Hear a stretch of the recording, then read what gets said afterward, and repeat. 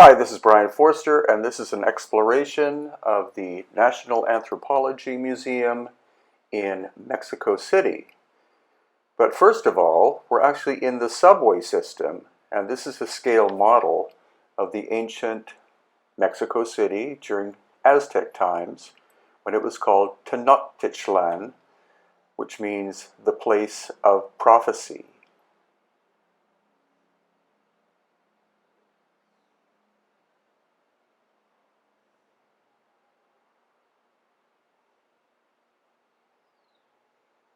And now we're at El Zocalo, which is the main square in Mexico City.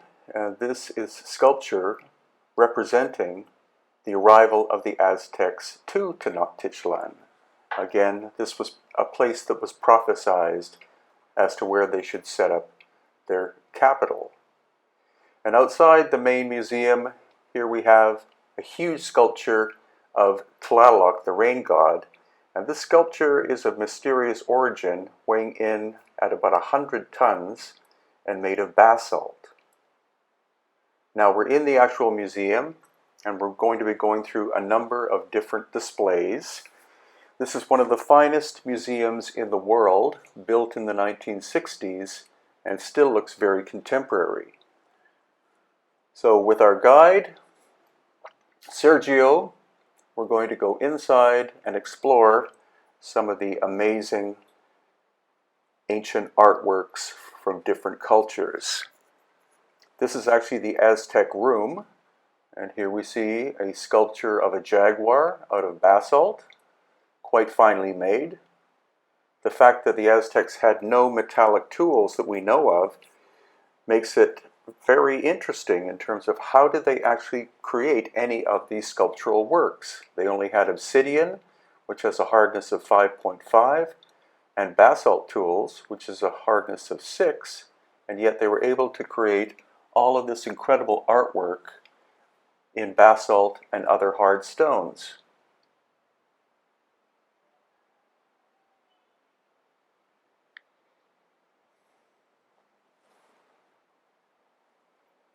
Here we have some death effigies.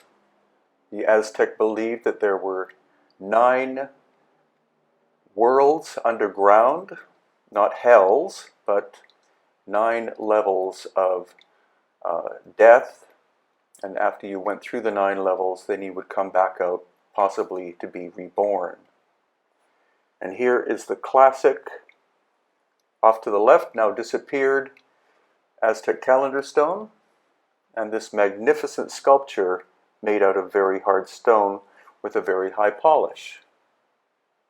So this is the iconic Aztec calendar stone that was found, I believe, in the 19th or 20th centuries in Tenochtitlan, which was the main part of ancient Mexico City during the time of the Aztecs. It was an island in the middle of a lake called Texcoco, and now the population of Mexico City is somewhere between 25 and 30 million people, and at the time of the Aztec was a population of about 200 to 250,000.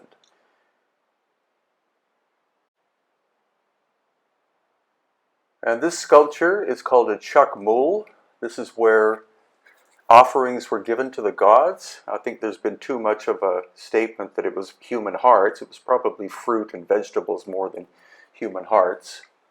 And this quite incredible stone sculpture of a snake entwined upon itself.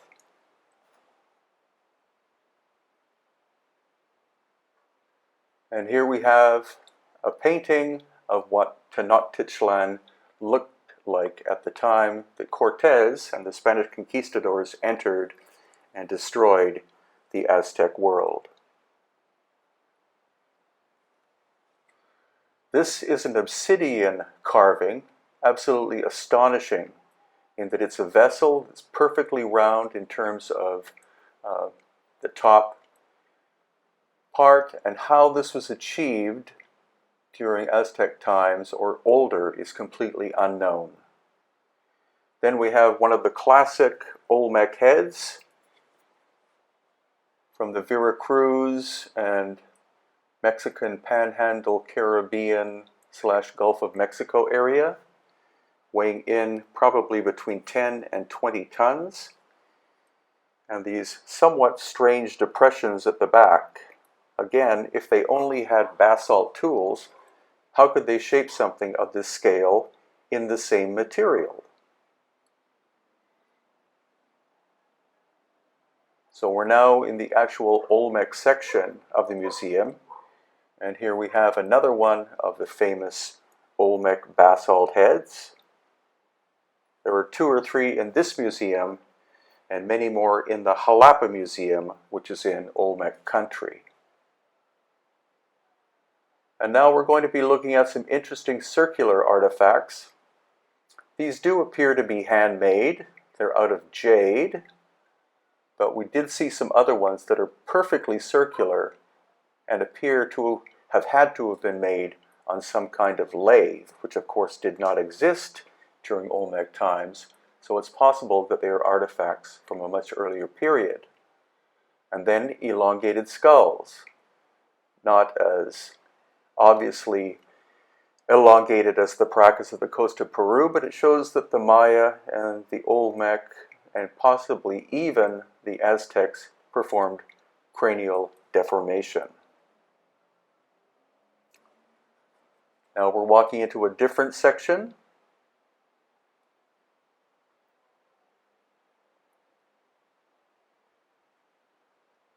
And this is more of the Olmec and Gulf Coast area.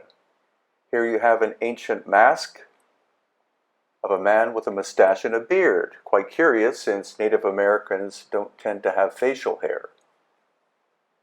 And then a Mayan sculpture here, again showing cranial deformation amongst the Maya people.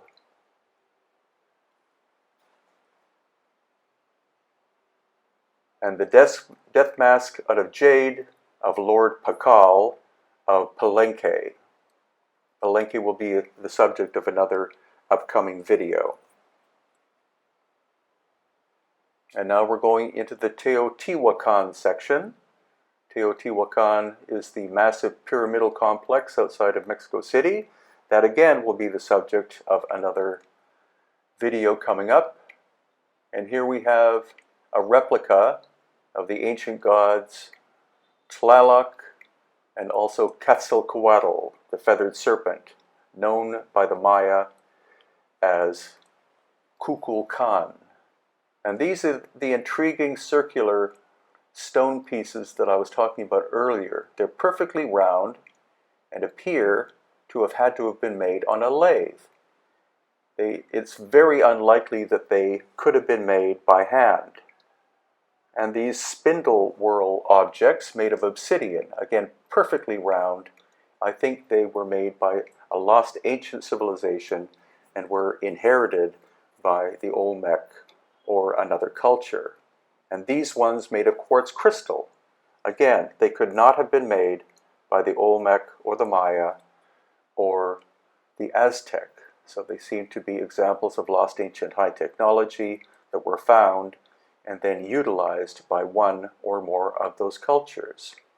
These are the anomalies that I tend to look for when I'm in museums like this. And here too, 3 perfectly circular objects of stone that could not have been made by hand using the tools that the known cultures had.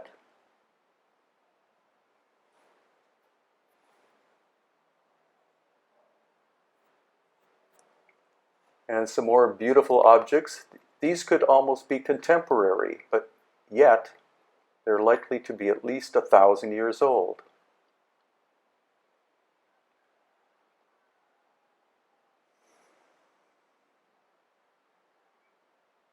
And some small figures made out of clay that appear to be almost alien looking when you look at the coffee bean shaped eyes. Where the influence came for these, I have no idea. But this museum has thousands upon thousands of different ancient pieces in beautiful condition. Another example of cranial deformation there on the left. And again, more of these curious humanoid-looking figures that some would say are alien, or alien influence perhaps. And here we have a painting of ancient locations in Mexico. And finally, the Vera Cruz flyers. This is an ancient tradition that still exists to this day, representing the cycle of time. You have 4 men in this case making 13 turns around the central axis, and 13 times 4 is 52, representing the weeks of the year. Thank you so much for watching.